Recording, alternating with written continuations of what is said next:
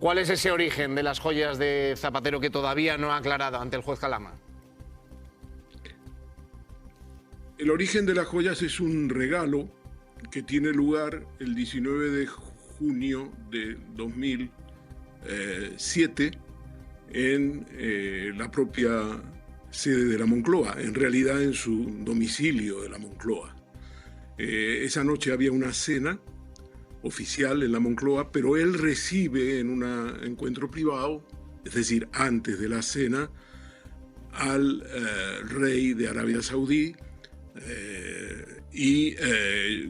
mi información es que le acompaña también el embajador, el diplomático y embajador de Arabia Saudí en España, Saud bin Naif Abdulaziz, que forma parte de la familia real de Abdulaziz. Y en ese encuentro, que es una reunión privada, y que es en la casa de Zapatero en la Moncloa, pues le entrega las joyas como un regalo y a partir de ahí podéis sacar las conclusiones que queráis. Lo primero es que si efectivamente esto se certifica, y creo que se espera para las próximas semanas una certificación oficial, porque se han tirado todos los, las líneas en Arabia Saudí para ello, pues evidentemente el caso está archiprescrito, son muchos años, 19 años después, desde el año 2007, y por lo tanto no hay caso. De todas maneras, esto no tiene nada que ver con Plus Ultra. Lo curioso de este caso es que desde el punto de vista penal es en mi opinión, una aberración, porque esto no tiene nada que ver con la investigación que estaba haciendo la UDEF en el caso de la concesión del préstamo de 53 millones a la aerolínea Plus Ultra. Se encuentran estas joyas en sus cajas. Atención, porque la historia que vamos a contar hoy tiene absolutamente todos los ingredientes para parecer sacada de una película de espionaje. Unas joyas supuestamente valoradas en 1,3 millones de euros, José Luis Rodríguez Zapatero, un regalo atribuido al rey de Arabia Saudí, unos estuches que no aparecen y de repente, un misterioso robo en un museo presidencial de Francia. Sí, habéis escuchado bien. Un robo en Francia que, por una coincidencia muy concreta, ha provocado que empiecen a circular todo tipo de preguntas sobre esas joyas relacionadas con el expresidente del gobierno. Pero antes de sacar conclusiones hay que entender exactamente qué sabemos, qué se está afirmando y, sobre todo, que no está demostrado. Porque esta historia puede parecer increíble cuando se cuentan todos sus elementos juntos, pero precisamente por eso hay que separar los hechos de las sospechas. La cuestión comienza con unas joyas que, según la información que estamos analizando, fueron localizadas en una caja fuerte relacionada con Zapatero y cuyo valor se situaría en aproximadamente 1,3 millones de euros. El expresidente socialista tendría que aclarar el origen de esas piezas y la explicación que aparece sobre la mesa es muy concreta. Las joyas serían un regalo del entonces rey saudí Abdalá bin Abdulaziz durante una visita realizada a España en 2007. Si eso puede acreditarse documentalmente, evidentemente estamos ante una pieza fundamental de la explicación. Y según esta información, Zapatero pretendería aportar documentación oficial de la diplomacia saudí para acreditar precisamente ese origen. Hasta aquí podría parecer que la controversia tiene una salida relativamente sencilla. Si existe documentación oficial que acredita quién entregó las joyas, cuándo las entregó y en qué contexto se produjo el regalo, los documentos tendrán que ser examinados y valorados donde corresponda. Pero entonces aparece un detalle aparentemente pequeño que cambia completamente la historia. Los estuches. Según la información difundida, las joyas encontradas no estarían acompañadas por los estuches originales en los que supuestamente fueron entregadas. Y uno podría preguntarse, ¿realmente importa tanto una caja? Pues dependiendo de que se quiera acreditar, puede convertirse en otro elemento de contexto sobre la procedencia de unas piezas. Pero lo verdaderamente sorprendente llega ahora. Porque mientras todo esto está generando preguntas en España, en Francia se produce un robo en un museo presidencial que custodia regalos institucionales. Y entre esos regalos habría objetos y joyas acompañados de estuches similares. ¿Casualidad? Puede ser perfectamente. ¿Prueba de algo? A día de hoy, basándonos exclusivamente en esta información, no. Pero esperad, porque cuando veáis cómo se produjo el robo y cuál es precisamente el dato que todavía no han aclarado las autoridades francesas, entenderéis por qué esta historia ha empezado a levantar tanta expectación. ¿Qué ocurrió exactamente en Francia y por qué alguien ha decidido relacionarlo con Zapatero? Aquí empieza la parte verdaderamente cinematográfica del asunto.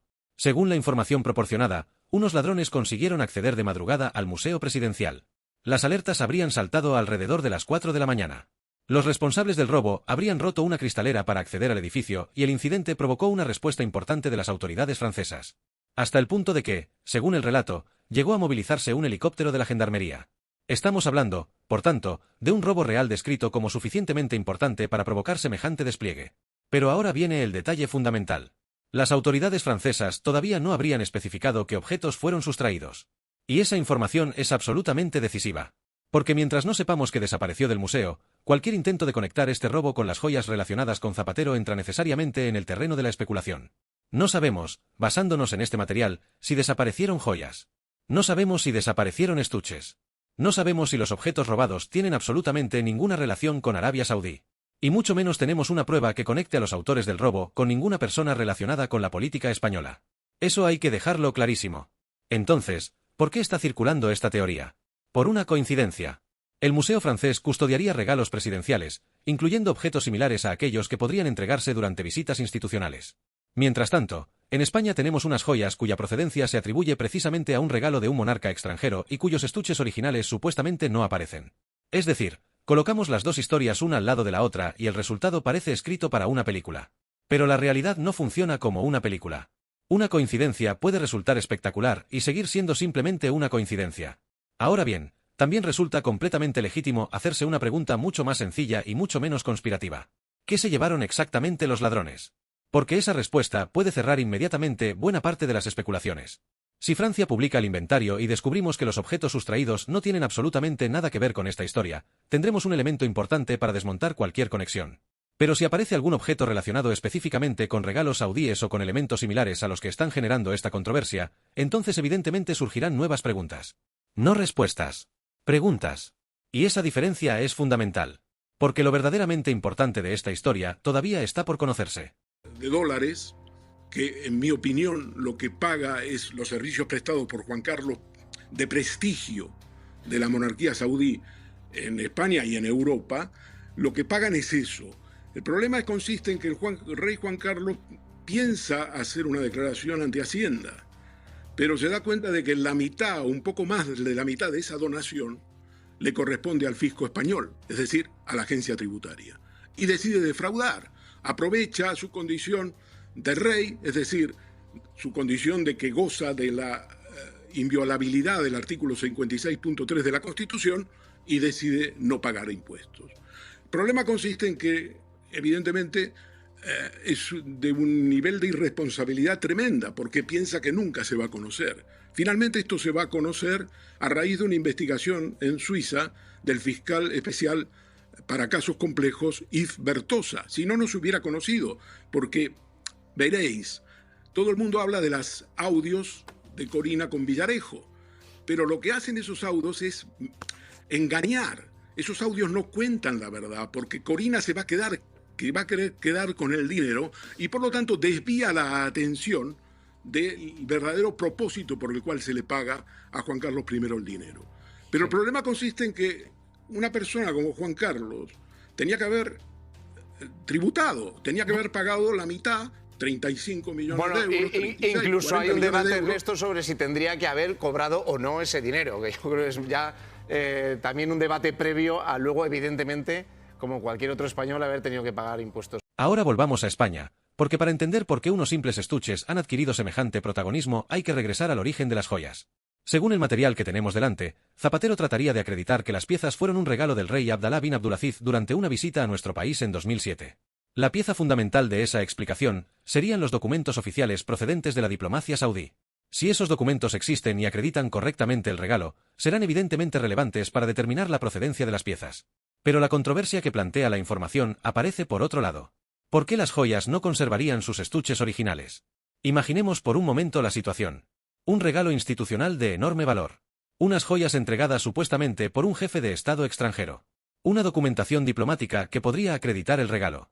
Y años después aparecen las joyas, pero aparentemente no los envoltorios o estuches originales asociados a ellas. ¿Es eso necesariamente sospechoso? No. Un estuche puede perderse, desecharse, separarse de su contenido o simplemente no conservarse durante años. Por sí solo, ese detalle no demuestra absolutamente nada. Pero dentro de una controversia sobre la procedencia de unos objetos de gran valor, inevitablemente genera una pregunta adicional. Y entonces ocurre el robo francés. Ahí es donde algunos empiezan a unir puntos. Joyas por un lado. Estuches desaparecidos por otro. Un museo de regalos presidenciales en Francia. Y un robo cuyo contenido sustraído todavía no habría sido detallado públicamente. La tentación de construir una teoría completa es enorme. Pero precisamente aquí tenemos que ser especialmente cuidadosos. Porque unir 4 puntos en una pantalla no significa haber demostrado una conexión.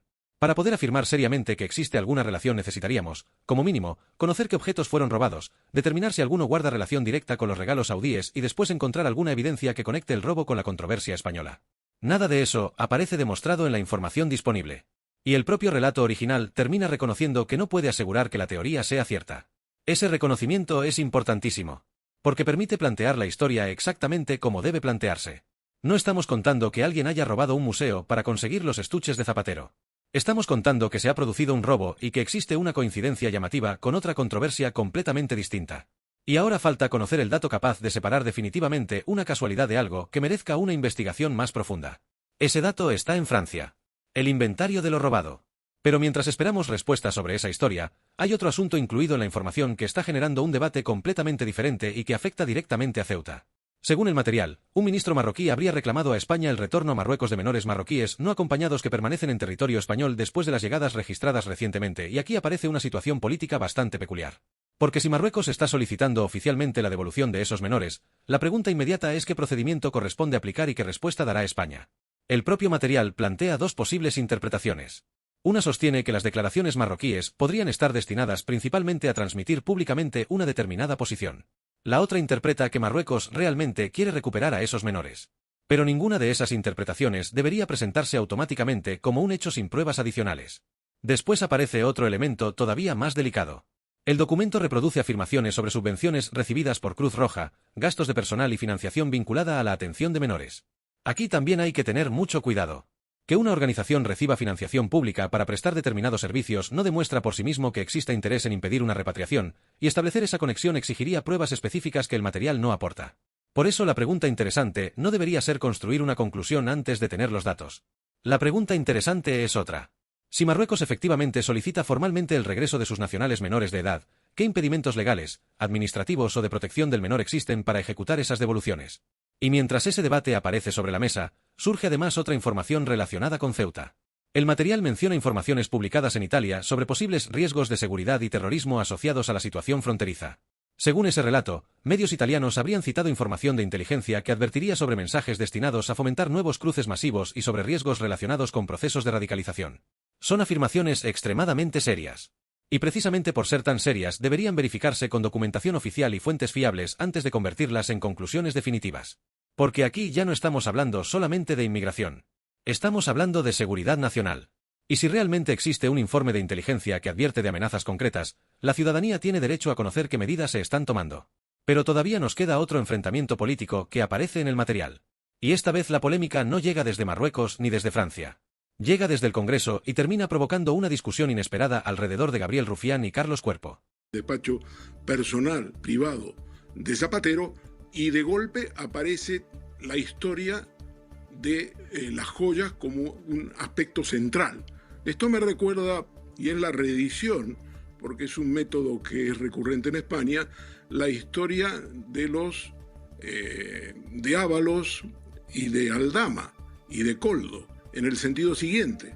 El tema central en ese caso es el contrato de mascarillas que consigue Víctor de Aldama y se materializa en la venta de esas mascarillas a distintos organismos.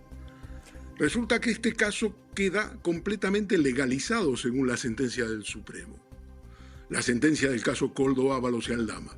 Y en realidad lo que pasa es que el tema central lo ocupa Jessica, la amante de Ábalos. ¿Qué relación tiene Jessica con las mascarillas? Cero relación, ninguna. Pero se toma a Jessica como el aspecto central de la sentencia del Supremo. Aquí lo que tenemos en la investigación es que las joyas, que no tienen nada que ver con Plus Ultra, son del año 2007 y eso se certificará, resulta que ocupan telediarios, periódicos y se convierten en el centro del caso Plus Ultra. Entonces, como estás diciendo, si esto se llega a certificar, este origen se llega a certificar en las próximas semanas, esa pieza separada sobre las joyas abierta por el juez Calama de la Audiencia Nacional, se cerraría, no habría caso, lo decías. No hay caso, es que eso va a ocurrir, pero porque es que no debería haber abierto una pieza separada, porque lo primero que debería haber averiguado es el origen de esas joyas. Y lo que ha hecho el juez y lo que ha hecho la UDEF es llenarnos. Suscribíos a Tendencia España, dejad vuestro like y participad en los comentarios si queréis que sigamos analizando cada nueva información separando lo demostrado de lo que todavía son únicamente preguntas.